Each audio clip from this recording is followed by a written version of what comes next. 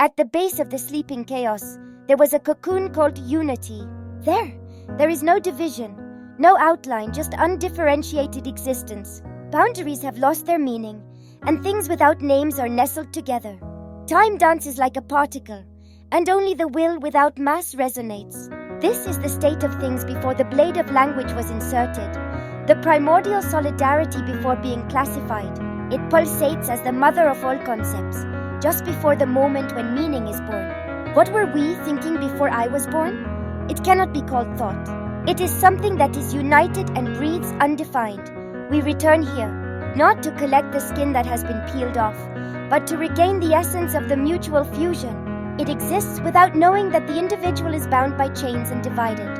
The myriad horizontal and vertical continua beyond, the structural coherence of which is swallowed up into the primordial silence that must return before it can call itself a self.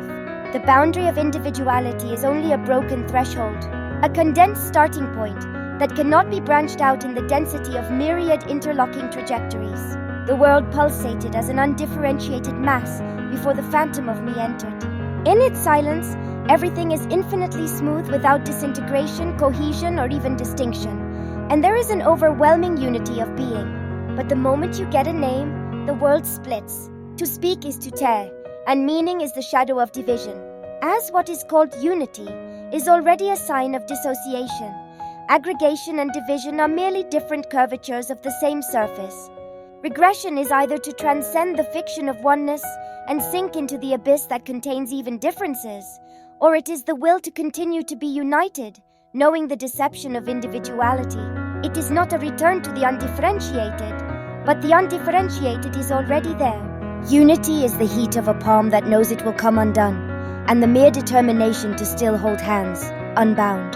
The undifferentiated mass before it has a form. There is something that is lost by being branched and divided before the providence of the world nets, demarcates and sets boundaries. Returning to the place of flux that precedes language, we unravel the walls created by names and return to what wavers between light and shadow, sound and silence, form and emptiness.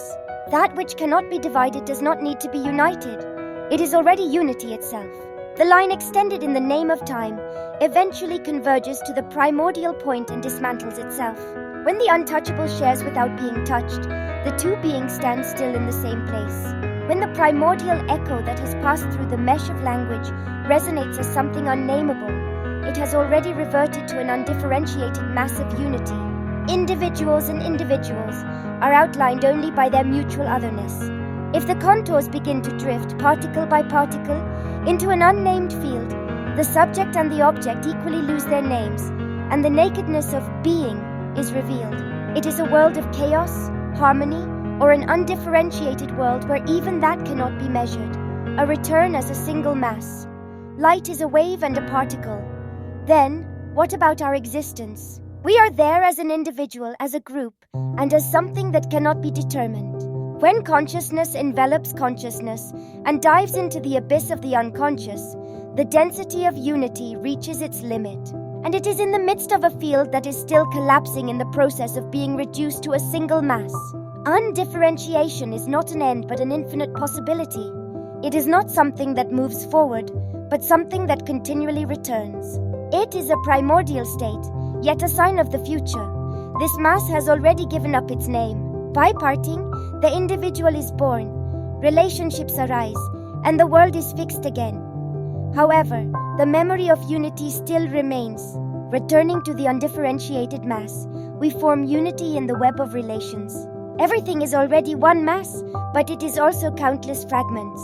The light that once boasted an infinite range, and the fragments of consciousness that were once sharply carved out, are unable to resist the flow of convergence and progressively disappear into the same place. The spirit, exhausted by being an individual, returns to the primordial fluctuation of the undivided, trembling with the desire for integration. There, the boundaries between meaning and meaninglessness intersect like the interference of waves, and words are still unformed, yet still contain everything. This return is a renunciation of creation, or a leap into infinite space. The existence that refuses to be defined takes on its pure form only when it loses its boundaries. and it is only at the end of division that unity emerges, and the undifferentiated mass eventually becomes the embryo of new creation.